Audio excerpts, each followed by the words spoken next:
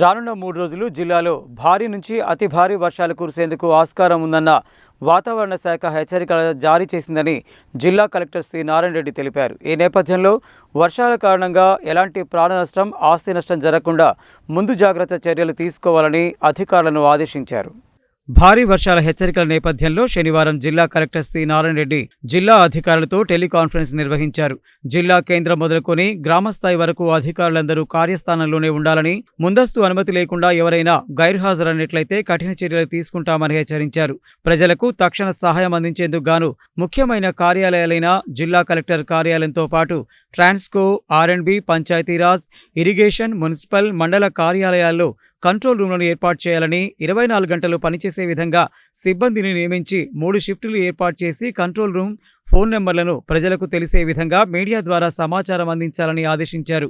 ఎట్టి పరిస్థితుల్లో ప్రజల ప్రాణాలకు హాని జరగకూడదని, ప్రత్యేకించి నదులు, వాగులు, వంకలలో ఎవరూ కొట్టుకుపోకుండా చూడాలని, అదేవిధంగా ఇండ్లు పడిపోవడం కారణంగా చనిపోవడం, విద్యుత్ షార్ట్ సర్క్యూట్ వల్ల చనిపోవడం లాంటివి జరగడానికి వీలు లేదని తెలిపారు. భారీ వర్షాలను దృష్టిలో ఉంచుకొని ప్రజలు అప్రమత్తంగా ఉండేలా గ్రామాలలో టామ్ వేయించాలని, మట్టి మిద్దెలు, పాతబడిన ఇండ్లు వర్షం కారణంగా తడిసి పడిపోయేందుకు, కూలిపోయేందుకు అవకాశం ఉందని, అలాంటి ఇళ్లలో నుండి ప్రజల్ని ముందే ఖాళీ చేయించి గ్రామంలోని పాఠశాలలు, గ్రామ పంచాయతీ భవనం, ఇతర సురక్షిత ప్రాంతాలలో ఉంచాలని అన్నారు. మున్సిపల్ కమిషనర్లు, పంచాయతీ కార్యదర్శులు ముందే వారి పరిధిలోని ఇళ్లను తిరిగి చూసి అలాంటి వారిని ముందుగానే సురక్షిత ప్రాంతాలకు తరలించి ఏర్పాటు చేయాలన్నారు.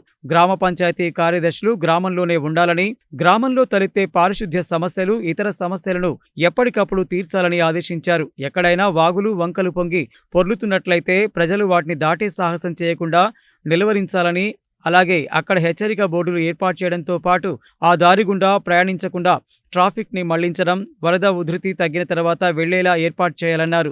వర్షం కారణంగా ట్రాన్స్ఫార్మర్లు, విద్యుత్ స్తంభాలకు ఎర్తింగ్ వచ్చే అవకాశం ఉన్నందున మనుషులు, పశువులు వాటికి దగ్గరగా వెళ్లకుండా విద్యుత్ అధికారులు ముందు జాగ్రత్త చర్యలు తీసుకోవాలని, ఎక్కడైనా చెట్లు పడిపోయి విద్యుత్ వైర్లు తెగిపోయినా లేదా చెట్లు పడిపోయిన వెంటనే వాటిని తొలగించే విధంగా మున్సిపల్, గ్రామ పంచాయతీ అధికారులు, సంబంధిత అధికారులు చర్యలు తీసుకోవాలని అన్నారు. వర్షాల వల్ల తెగిపోయేందుకు, గండ్లు పడేందుకు ఆస్కారం ఉన్న చెరువులు, కుంటలను లస్కర్ల ద్వారా ముందే గుర్తించి పటిష్టం చేయాలని ఇరిగేషన్ అధికారులను ఆదేశించారు.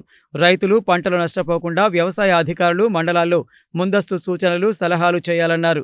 గ్రామాలలో నీరు నిల్వ ఉండకుండా చర్యలు తీసుకోవాలని, పారిశుద్ధ్యంపై ఇంకా ఎక్కువ దృష్టి కేంద్రీకరించి నిరంతరం పారిశుద్ధ్య చర్యలు చేపట్టాలని పంచాయతీ కార్యదర్శులను ఆదేశించారు. వసతి గృహాలలో ప్రత్యేకించి కేజీబీవీలు, మోడల్ స్కూళ్లలో వార్డెన్లు హాస్టల్లోనే ఉండాలని, విద్యార్థులు ఇబ్బందులు పడకుండా ముందు జాగ్రత్త చర్యలు తీసుకోవాలని, రక్షిత మంచినీటితో పాటు ఆహారం కలుషితం కాకుండా చూడాలని చెప్పారు. అలాగే అన్ని వసతి గృహాలలో వార్డెన్లు హాస్టల్లోనే ఉండాలని, శానిటేషన్తో పాటు డ్రింకింగ్ వాటర్, భోజనం విషయంలో ప్రత్యేక శ్రద్ధ తీసుకోవాలన్నారు.